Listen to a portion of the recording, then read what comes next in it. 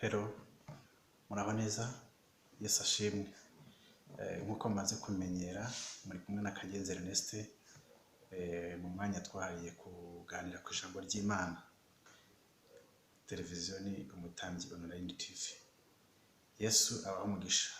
Uyu munsi nifuje ko tuganira ku mubyeyi cyangwa se kuri sogokuruza w'abizera witwa Aburahamu, tukaganira ku uko yavuye mu gihugu cy'iwabo cya kavukiro aho yavuye, tukaganira n'aho yagiye, tukareba n'impamvu yavuyeyo, tukareba umugambi Imana yari ifite mu kuvayo kwe, tukareba n'umumaro byamumariye, tukareba n'icyo twamwigiraho mu buzima bwacu bwa buri munsi, tukamenya ese dutuye hehe, ese ntabwo utuye Harani, ese njye sinantuye Harani, ese sinantuye uriya bakarudayi, ntuye hehe, ese nageze Kanani, ntuye Kanani mu buryo bw'umwuka. Aya niyo magambo tugiye kuganira mu minota itari myinshi, itari buturambire, ariko akagira icyo adufasha mu myanzuro dushobora gufata ku bw'iki cyiciro tugiye kuganiraho. Mureke dusome ijambo ry'Imana riri mu Itangiriro ibice 11 umurongo wa 31 kugera ku murongo wa 32.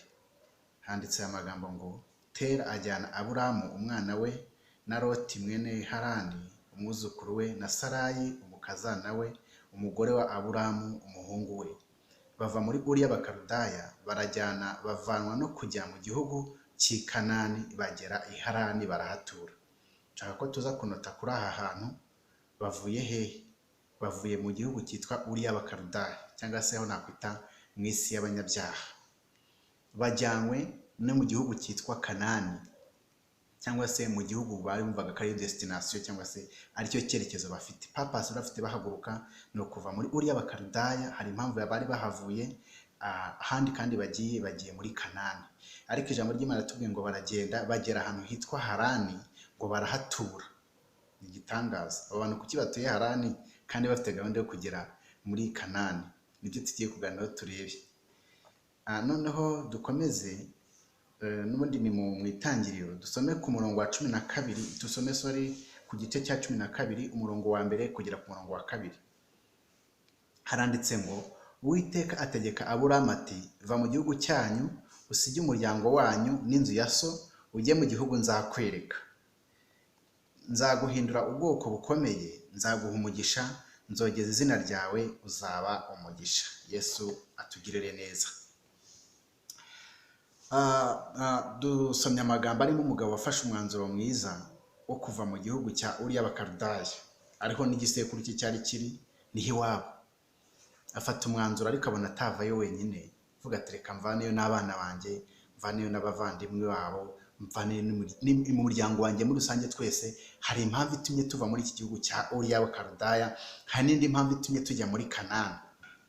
Turebye mu buzima busanzwe bishoboka ko wenda Uriya bakarudaya hatabaga ubwatsi bwiza, kandi bari bafite amashyo, bari bafite intama, bari bafite inka, bakeneye kujya muri Kanani wenda niho hari ubwatsi bw'inka. Bishoboka ko Uriya bakarudaya nta mazi bakuhira inka yari ahari, bafite umwanzuro, bafite gahunda yo kugira ngo bajye muri Kanani aho bakura amazi y'inka.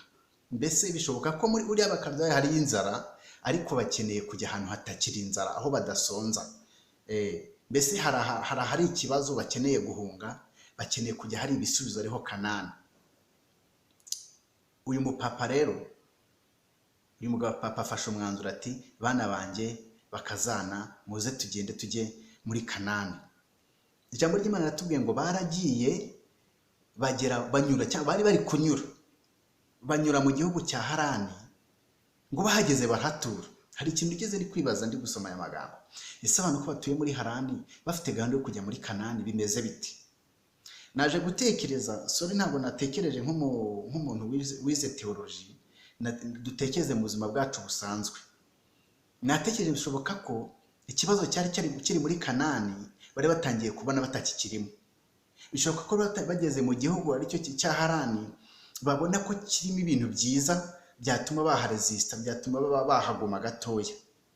Nkuko nabivuze haruguru, Uriya bakarudaya cyari igihugu kibi cyari kirimo ibibazo, bari bakeneye kugihunga bakajya ahantu hari ibisubizo by'ibibazo bari bafite. Kandi mu buzima bwacu bwa buri munsi, imibereho yacu ya buri munsi, uko bwije n'uko bukeye, tuba dukeneye kuva mu bituremereye, tuba dukeneye kuva mu bintu bitugoye, mu bintu biruhije imitima yacu, dukeneye kujya mu bisubizo. Ni nayo mpamvu ahanini dufata umwanya munini wo kujya gusenga, twiriza ubusa, nawo mwanya munini dufata icyo kwereka Imana ibyo turimo bitunejeje, tuyereka ibitunejeje twifuza ko yadukorera, cyangwa se muri andi magambo ni ibyifuzo tuba dufite twereka Imana ngo dukure muri ibi. N'aba rero bari bafite ibyifuzo bikomeye byatumye bafata n'umwanzuro wo kuva mu gihugu bari baravukiyemo, mu gihugu cya gakondo cy'iwabo, batereka tujye Kanani hari ibisubizo. Ariko hari n'ikibazo aha ngaha, aba bantu baragiye bageze muri Harani, ariko bahise bagumayo, bagumyeyo baratuye. Kandi uyu mubyeyi wahagurukije muri iki gihugu cya y'Abakaludaya yari afite gahunda yo kujya muri Kanani. Kuki agiye akagera Harani akahatura? Naje gutekereza cyangwa se natekereje nsanga ahanini bajya bavuga ngo wibagiwe ngo icyamwirukana nkanagasi, nibuka neza ko uwo mugani bawuvuga. Ariko ni ukuvuga ngo umuntu hari ubwo ajya ashira impumpu zari zitumye bava muri Kanani zari zimaze gushira, ariko nyama ntizari zishize neza. Bishoboka ko babibonye ubwatsi, ariko ubwo bwatsi ushoboka ko bwari temporary, bwari ubwatsi bw'igihe gito bari babonye aho muri Harani. Bishoboka ko bari babonye amariba y'inka aho bayuhira, ariko mu by'ukuri atari amariba ari rentable, atari amariba azamara igihe kinini, ariko barayabonye tout simplement. Ariko babonye amariba, babonye kimwe mu bisubizo bari bafite, barahicaye. Ni example ndi kwifashisha. Bishoboka ko bagiye bakabona ibyo kurya bari barabuze, ariko nyamara ibyo biryo bararebye how long, ni igihe kingana iki bizamara, bizabatunga kugeza ryari. Uyu mubyeyi yaje kumbabaza rero wabajyanye ngo bageze muri Harani ngo agwayo. Yaguye muri Harani ataragera mu gihugu yaragiyemo. Birababaje cyane. Uyu mugabo witwa Aburahamu, nibwo Imana yamaze kubona ko se apfuye, iramubwira ngo va muri icyo gihugu cyane. Cyari cyarahindutse cyaba, ariko mu gihugu ntabwo cyari cyabo, kuko cyabo cyari y'Abakaludaya. Ariko ko ari igihugu bahisemo guturamo, kuko ari igihugu bahisemo kubamo, cyahindutse icyase, cyahindutse icyabo. Imana ivuga ati va muri icyo gihugu ujye mu gihugu nzakwereka, ngo nzaguha umugisha, nzaguhindura umugisha. Imana itugirire neza. Aya magambo rero hari icyo nshaka ko tuyaganiraho. Uyu Setera yavuye mu gihugu cya y'Abakaludaya ajyanayo n'aba bana be, hari impamvu yari ikomeye nk'uko nari mbivuze haruguru, ariko mu by'ukuri ntabwo yabashije kubigeraho. Birababaje. So icyo nifuza twaganiraho ni ukureba noneho twe mu rugendo rw'agakiza. Umunsi twavuga mu byaha byacu, umunsi twarekaga ibyo twishimiragamo. Hari abantu bajya batukanga ibyaha ngo ni bibi, ariko burya ari bibi abapagani babireka. Ntabwo ibyaha ari bibi, ibyaha ni bibi ku bugingo, ariko ni byiza ku mubiri. Igihe twafataga umwanzuro tukareka ibyaha, ibyaha byacu, tukemera ko Yesu aduhindukira umwami n'umukiza, uwo munsi twari tuvuye mu gihugu cya y'Abakaludaya. Imana itugirire neza. Abantu benshi iyo bakimara gukizwa baba bafite umuriro mwinshi, baba bumva bafite ambisiyo yo kujya mu ijuru. Akenshi usanga baba bafite amayerekwa, akenshi baba bafite umuriro mwinshi, bajya muri nibature, buri munsi bajya muri nibature, buri munsi bajya mu materaniro, buri munsi bafite inyota y'ijambo ry'Imana, baba bafite ahantu bifuza kugera. Nawe urabizi umunsi wakizwagaho, niba waramaze gukizwa, uburyo wari uhagaze, uburyo washakaga Imana, uburyo wakundaga amagambo y'Imana, uburyo wakundaga kuririmbira Imana, uburyo wakundaga kuba aho abantu b'Imana bari, uburyo wirindaga icyaha n'igisa nacyo. Urabyibuka, nanjye ndabyibuka. Uwo munsi wafataga uwo mwanzuro, umunsi wari ufite ubushake bwo gushaka Yesu, uwo munsi wari ufite ubushake bwo gushaka amaso y'Imana, ni nka wo munsi nakwita ko aribwo Tera yafashe umwanzuro wo kuvuga ngo mvuye muri y'Abakaludaya ngiye muri Kanani. Imana idufashe. Ndifuza ko dufatanya gusanisha neza ibi bihugu, cyangwa se aha hantu uyu muntu yari ari kuva naho yajyaga, tubisanishe no kuva mu gakiza kwacu, tukuva mu byaha tujya mu gakiza. Abantu b'Imana tumara gukizwa, twatangira kubona imigisha yo mu gakiza, tukajya ngo twageze iyo tujya. Nibyo nababwiye mu kanya haruguru, navuze ngo umunsi yabonaga ageze muri Harani, akabona ashize impumu, akabona atangiye kubona ibyo kurya, akatangira kubona ibyo kurya by'inyamaswa, atangira kubona amazi, yashize impumu. Abantu b'Imana cyangwa se abarokore cyangwa se abakristo muri rusange, iyo bamaze kumva Imana ibarimo bakumva buzuye umwuka wera bagira ngo bageze iyo bajya, ariko mu by'ukuri hakagira imwe mu mirimo ya kamere baba bagifite kandi barabiye mu nzu y'Imana. Nibwo usanga umuntu avuga ngo maze imyaka 10 mu nzu ndi mu nzu y'Imana, nibwo avuga ngo ngende umudiyakoni, nibwo ngo ngende pastor, ngende bishop ama whatever. Ukagira ranka nini aho hantu utuye, nakwita ko ari harani. Tangira kumva ufite save mu murimo w'Imana, icyo gihe hari uguturamo byacanganyirwamo cyangwa se byacangwamo ukaba wapfirayo. Ariko aha harani harica, iyo makuru ngira ngo nkubwire. Kugira akamenyero mu murimo w'Imana, kugira akamenyero mu nzu y'Imana ntibivuze ko twageze iyo twajyaga, ahubwo umukristo mwiza ni umukristo uri mu rugendo kandi uhora ari kugenda ava aho ari. Imana nicyo cyayibabaje rero umunsi Aburahamu yarabonye bageze muri Harani, Isa amaze kugwayo nawe akaguma aho ngaho, nibwo Imana yababaye iramubwira ngo that is not your destiny, ntabwo aha ngaha hariho ngambiriye ko waguma, ahubwo haguruka, va muri iki gihugu, uva aha hantu muri kamere. Nubwo hari ibyiza ariko hari ikindi gihugu ndi kuguhamagariramo, nubwo aha hantu hari ibyo kurya ariko harandi hari ibyo kurya bihoraho, nubwo ahantu hari amazi meza ariko si meza kurusha ayo naguhamagariye kujyamo. Haleluya. Ushobora kuba hari umugisha wumva ko Imana yamaze kuguha umaze kugera mu nzu y'Imana, ukumva ko Imana iri kumwe nawe, cyangwa se Imana yabigivugana nawe, cyangwa se muri kimwe hari ibyo usengera Imana ikabisubiza, ukumva ko wageze iyo ujya. You are wrong. Ntabwo uragera iyo ujya, ahubwo iyi ni inzira y'agakiza, ni inzira ikomeza, si inzira ihagarara, si inzira ugeramo ngo uvuge ngo nageze iyo njya, ahubwo wowe iyo ujya igihe wamaraga gukizwa, aho ujya ni ukwakira Yesu Kristo akabana nawe. Iyo niyo desite yawe, naho uzabana na Kristo uri mu rugendo, cyangwa se aho Kristo ariho ugomba nawe kuzaba. Imana idufashe. Abantu benshi baguye muri iki kintu cyitwa ikidini, aricyo nshaka ko twongera gutekereza, tugashakisha inzira zose twareka kujyanwa n'icyitwa idini, ahubwo tukagenda nk'abantu bari mu itorero rya Kristo. Ndagira ngo mbabwire aya magambo, igihe Petero yari ari gukurikira Yesu, mwibuka ahantu yoteye umuriro, bamubwiye ngo iki? Baramubwiye ngo ariko uri kwihakana Yesu, ariko nyamara urasa nawe. Imana idufashe. Umunsi twamaraga gukizwa hari uwo twasaga nawe, ariko hashize iminsi uracyasa n'uwo muntu wasaga nawe igihe wakizwaga. Wowe urasa nande mu buzima? Ese ntiwasanga waramaze gukizwa ukagira imbaraga z'umwuka wera, ariko hashira iminsi zigatangira kugushiramo? Ese ntihari ibyaha waziririzaga mu gihe wakizwaga, uyu munsi utangiye kugenda uzirura? Isubiremo. Ese ntiwaba uri muri Harani utaragera Kanani? Mwene data, nshaka ko wongera ukisubiramo.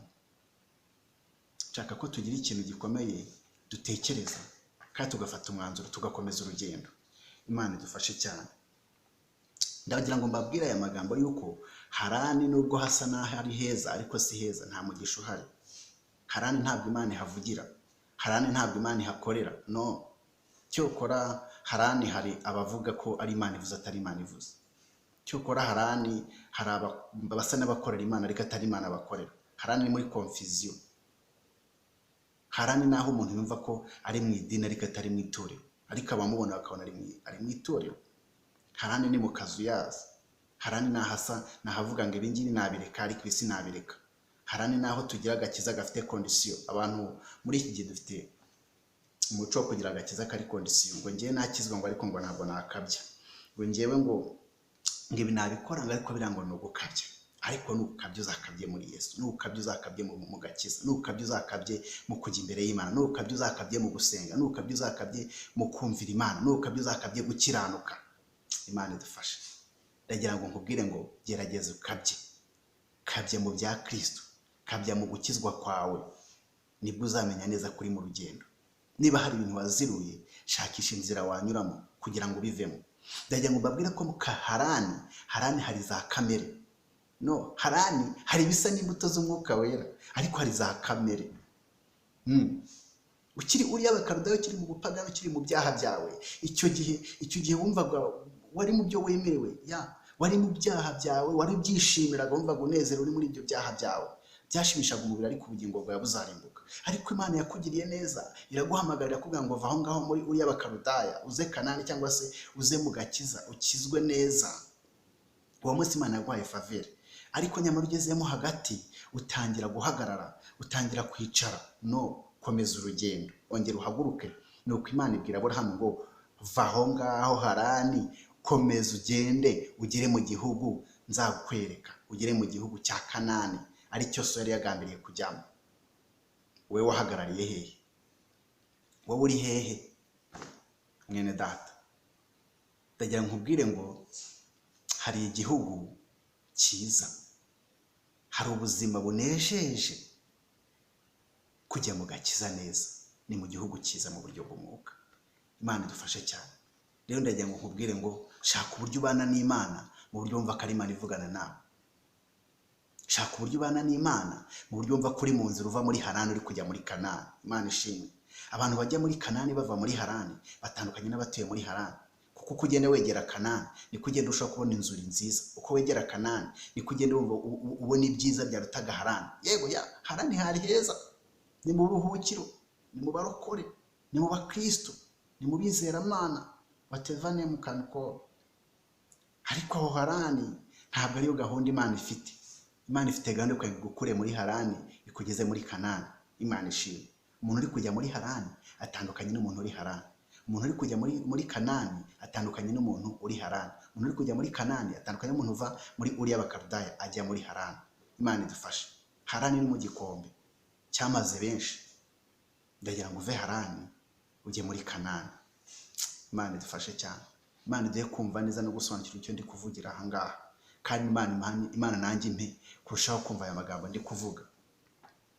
Ndagira ngo nkubwire ngo mu murimo w'Imana ukora, shaka uburyo umenya kuri mu rugendo.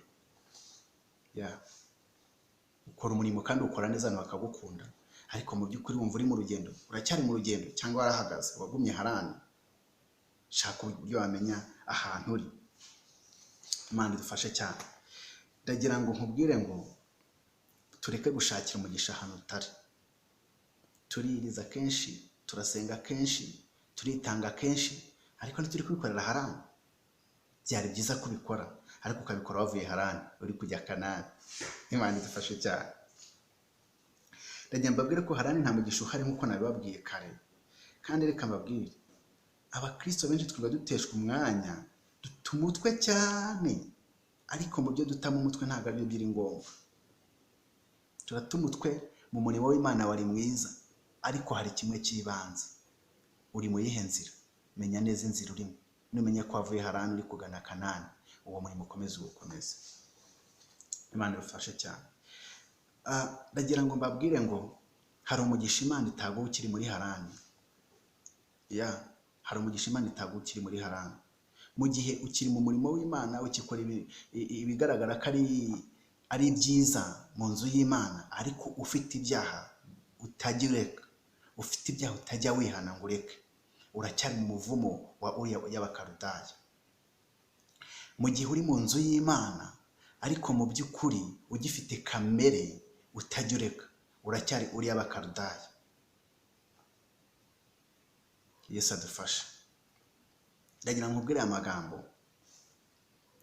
Niba wifuza kuva muri Harani ujya muri Kanani, ibyo wakora byose baho mu buzima bwo gutinya Imana. Ibyo wakora byose baho mu buzima bwihana kandi bufata umwanzuro. Ubundi hari ukwihana no gufata umwanzuro. Abantu benshi namaze kubona cyangwa se maze kubona ko kwihana ari dialogue, ari ibintu umuntu avuga nakoze icyaha akavuga ati okay, reka ndebe iki cyane mara kugikora ndaza kujya gukihanira he. Mbese ukajya gukora icyamaze no gupanga uburyo uzakihana. Ariko riri iyo Mana bumva uri bwihana, iyo Mana ikakubabarira ko nubwo Imana ari nyembabazi, icyaha wapanze ugapanga n'uburyo uraza kukihana, icyo cyaha kuko urakibabariwe. Gerageza wicekinge umenye neza nuko umutima utabaye akahebwe, cyangwa se ko Imana itagutaye, ariko Imana igufashe ufata umwanzuro. Nufata umwanzuro uraba uvuye Harani, uraba ukomeje ugiye Kanani. Imana igufashe cyane. Ndagira ngo dushaka uburyo twakubaka kamere nshya isa na Yesu. Yesu usa nande? Se usa na tonto? Usa nande? Usa na so wanyu, usa na nyoko wanyu, usa na masenge wawe, usa na mukuru wawe, usa na sogokuru wawe, usa nande. Ntabwo mvuga uwo usa no mu buryo bw'umubiri, ndakubaza usa nawe mu buryo bw'umwuka. Wasanga ukiri muri bwa ngo reka nze nkwereke ngo uko abacyaba tubigenza, ngo reka nkwereke uko abega tubigenza, reka nkwereke uko abasinga tubaho. Mbese ese karagiteri zawe cyangwa se kamere zawe zigaragaza ko usa nande? Yesu arabajyaga abwira ngo usa na so Satani, ariko mu by'ukuri hari n'uwo babwiye bahamije ngo ariko turabona usa na Yesu. Imana idufashe iduhe gusa na Yesu, tureke gusa na Satani, tureke gusa na kamere za Satani, ahubwo duse n'abantu bafite imbuto z'umwuka wera. Haleluya, Imana idufashe. Ubundi kwihana it's a process, no gufata umwanzuro. Wamara gufata umwanzuro ukiga kubaho mu buzima butarimo icyaha, ukabaho mu buzima budategura gukora icyaha. Nubwo waba mu cyaha ariko ntukabeho mu buzima butegura gukora icyaha. Ariko nyamara uko turushaho gushaka Imana twarushaho no kugenda dusa nayo, kandi uko tugenda dusa nayo niko n'icyaha kirushaho kujya kure yacu. Ijambo ry'Imana rivuga ngo munshake muzambona, nimunshakana umutima wanyu wose. Imana ishimwe cyane. Ndagira ngo mu buzima utangire inzira yo kugana muri Kanani. Muri izi nzira shaka abaroromodo beza muri Bibiliya mu ijambo ry'Imana. Ni ikihe kitegerezo ugira mu ijambo ry'Imana? Yaba ari step yo kuva muri Harani ujya muri Kanani. Icya kabiri, usenga ute? Ese mu buzima ntusenga? Ari uko ubonye bagufata ukuboko ngo tugende gusenga? Usenga ute cyangwa usenga mu buhe buryo? Shaka inzira z'uburyo wajya usenga wowe ubwawe, kandi gusenga kwa ntibibe amagambo, ahubwo nibibe umwanya wa meditation wo kwisubiramo, ukitekerezaho, ukigaya, ukiyinira. Wakumva ko ufite gukiranirwa, ukabazwa no gukiranirwa kwawe, ugashaka na strategy, ugashaka na tekinike wakoresha kugira ngo ibyo byaha byawe utongera kubisubiramo. Wikwihana nk'umuhango, ihane nk'ufite umwanzuro. Imana idufashe cyane. Niba ushaka gukomeza Kanani uva muri Harani, shaka uburyo inzira zawe zose wazinyuza mu bera. Sinzi icyo nshatse kuvuga. Ubuzima bwawe ntukabane n'abantu babi, jya ushaka uburyo ubana n'abantu beza niba ushaka kurushaho gusa na Yesu. Imana idufashe cyane. Ndagira ngo mbabwire ndimo gusoza ngo Aburahamu ubwo yumviraga Imana akava muri Harani akajya muri Kanani, ni Imana yavuganiye nawe. Nawe mu gihe waba ukomeje urugendo, Imana hari amagambo yavugana natandukanye n'ajyaga ivugana nawe. Imana hari umunezero, hari umugisha yaguha utarusanzwe ufite. Ndagira ngo nkubwire ko kuva mu mivumo ya basogokuruza kwacu ni ibintu bifata amagenerasiyo menshi, ariko nawe urugendo rwawe rwo kuva muri Harani ujya muri Kanani, cyangwa se urugendo rwo kugana mu by'agakiza, mu by'Imana yishimira, byaguhesha umugisha kugeza no ku gisekuru cyawe kizakurikira n'ibindi bisekuru byinshi. Kamere zawe ni kamere zifite root cause, zifite origine ahantu kure cyane mu bisekuru byawe. Kugira ngo uzireke ni ibintu bigoye, ariko ni ibintu bishoboka. Icyambere no gufata umwanzuro. Imirimo ya kamere dushaka uburyo twagenda twisimbuza imbuto z'umwuka wera. It's a process, ariko ni ibintu bishoboka. Imana idufashe cyane. Inzira zawe zerekeze mu nzira zigana mu ijuru.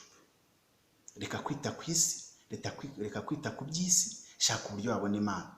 Gerageza Imana ujye uyangaje mu byo ukora byose, kandi uyemerere kuba mu buzima bwawe bwa buri munsi.